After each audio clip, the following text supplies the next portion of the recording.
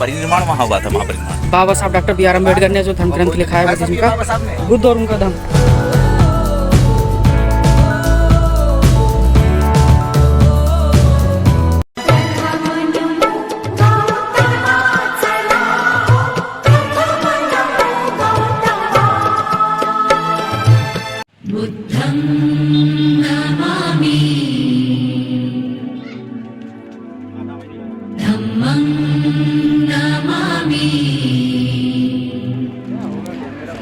ये तो बहुत खतरनाक लिपि लिखी है भाई, इसे तो हम पढ़ भी नहीं पाएंगे ना समझ पाएंगे। भगवतो अरहतो क्षमा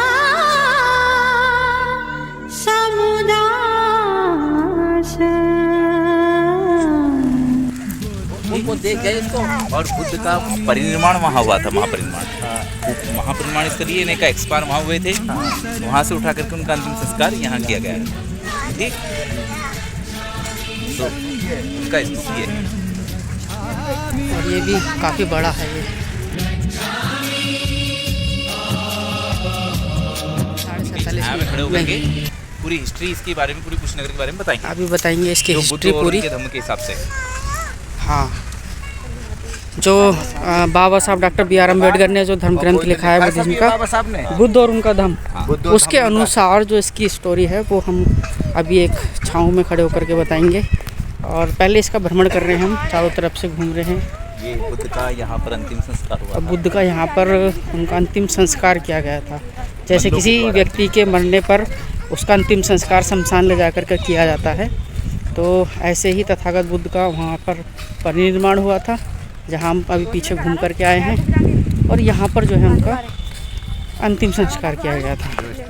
और ये स्तूप जो है उसी उन्हीं की याद में यहाँ पर बनाया हुआ है।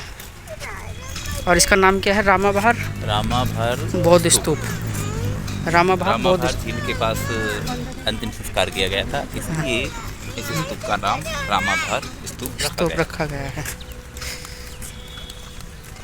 रामाभार झील जो है लग रहा है ये इधर ही गई होगी। ये जो है पूरी झील है, ये रामाभार होगी यहाँ पर।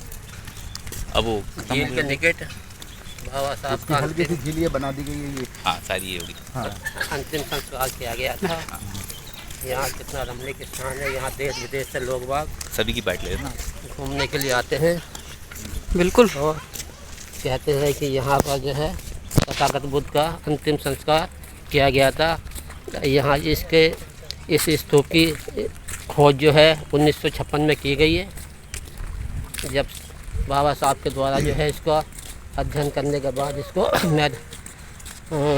इसकी भूमिका आई, फिर उसका खुदान हुआ, तब इस पर मिट्टी चढ़ी हुई थी। सामने इसको मनोती स्तूप बोलते हैं। कौन सा? ये जो सामने दिख रहा है मनोती स्तूप। मनोती। हाँ मनोती स्तूप बोलते हैं, ये सब मनोती स्तूप है। इसका मतलब क्या हुआ?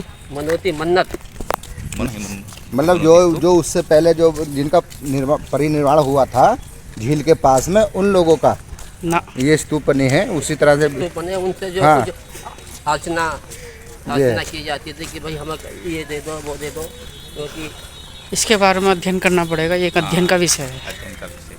और अध्ययन के विषय में यहाँ से देखिए कितना बढ़िया लोकेशन आ रही है। आप सभी को जय भीम, नमो बुद्धाय। आपका बहुत बहुत साधुवाद, बहुत बहुत मंगलकामनाएं। आज हम सभी कुशीनगर भ्रमण के लिए आए हैं। आज जो हम स्थल पर खड़े हैं, ये स्थल तथागत गौतम बुद्ध का जो अंतिम संस्कार हुआ था वह स्थल है। यहीं पर तथागत गौतम बुद्ध का अंतिम संस्कार हुआ था। इसके पीछे एक स्थल जो कि हम भ्रमण करके आए हैं वो महापरिनिर्वाण स्थल है।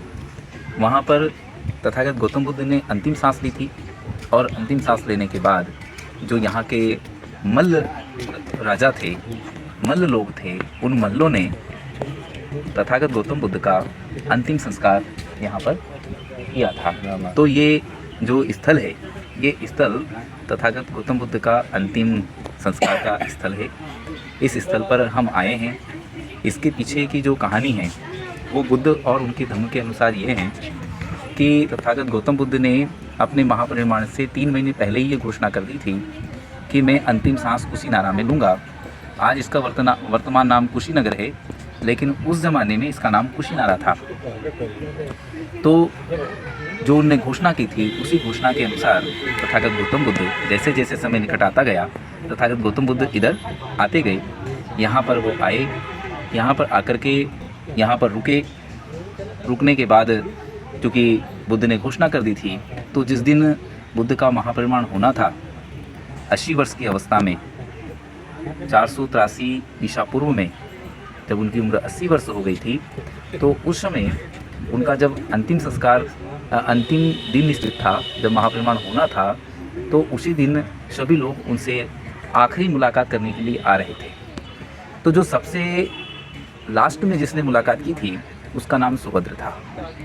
तो आनंद ने, जो कि उनके साथ रहते थे तथागत गौतम बुद्ध के साथ, तो सभी लोगों से कह दिया था कि भी बहुत सारे लोग आ रहे थे, भीड़ बहुत सारी आ रही थी, तो सब लोगों से कहा था कि बस आप जो है अभिवादन करके, बुद्ध के अभिवादन करके और आप निकलते जाइए। तो सभी लाइन बना करके अभिवादन करके निकलते जा रहे थे।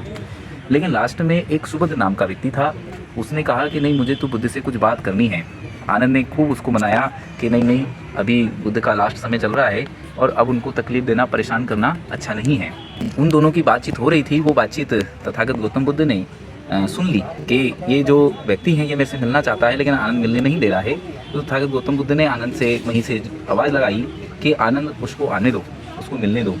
तो अंतिम समय में सुभद्र वहाँ उनसे मिलने गया और मिल कर के उनसे धम्म देशना सुनी। तो उस धम्म देशना में तथागत गौतम बुद्ध ने उसको बताया था कि सुभद्र, हमारे धम्म विनय में श्रवण है और दूसरे धर्मों में श्रवण नहीं है। दूसरे धर्म श्रवणों से शून्य हैं। इसलिए हमारे धर्म में श्रोतापन्न भी हैं, अनागामी भी हैं और सकृदागामी भी हैं और अरहत भी हैं। आगे इस बात को बढ़ाते हुए तथागत गौतम बुद्ध ने कहा कि सुभद्र, यदि सम्यक जीवी आते रहेंगे तो अरहतों की कमी नहीं रहेगी। तो ये बात उन्होंने उनको सुभद्र को बताई और सुभद्र ने उनसे दीक्षा ली और दीक्षा लेकर के सुभद्र जो था वो अरहत बना। बाद में वो अरहत बना। तो अंतिम भिक्खु की दीक्षा भी यहीं कुशीनगर में हुई थी। ये बुद्ध और उनके धर्म के हिसाब से ये कहानी है। तो यहाँ पर उनका संस्कार किया गया और संस्कार करने के बाद जो उनकी अस्थियाँ थी 8 भागों में बांटा गया और 8 भागों में बांट करके 8 स्तूपों का निर्माण किया गया। बाद में सम्राट अशोक ने 84,000 स्तूप बनाए। तो जो 8 स्तूप उनकी अस्थियों को रख करके बनाए गए थे, उसी में से उनकी जो मिट्टी है वो निकाल के उन्होंने 84,000 थोड़ी मिट्टी निकाल करके उस मिट्टी को रख करके उन्होंने 84,000 स्तूप बाद में बनाए थे। तो ये यहाँ की कहानी है। भारत देश के सभी लोगों से मेरा निवेदन है कि सभी यहाँ पर आएँ और इस पावन धरती पर आकर के जो हमारा गौरवशाली इतिहास है उस इतिहास को जाने, ऐसा मैं सभी से निवेदन करता हूँ। जय भीम, नमो बुद्धाय। साधु साधु साधु साधु। वनानंदे आज बहरली वैशाखी